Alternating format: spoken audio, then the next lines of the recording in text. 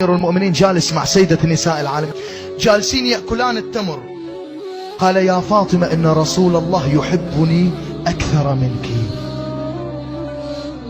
قالت: وعجبا، أنا غصن من أغصانه ودوحة من شجرته، كيف يحبك أكثر مني؟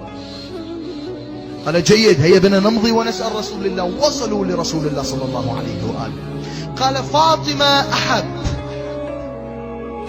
لكن علي أعز. فاطمة أحب لكن علي أعز. ترك الجواب لمن؟ لعلي أو فاطمة؟ أنتوا جاوبوا بعضكم، أنا خلوني على الحياة. فنظر مولاك أمير المؤمنين قال: يا فاطمة، ألم أقل لك أني ولد فاطمة ذات التقى؟ قالت: يا علي، وأنا ابنة خديجة الكبرى. قال: يا فاطمة، أنا الصفا.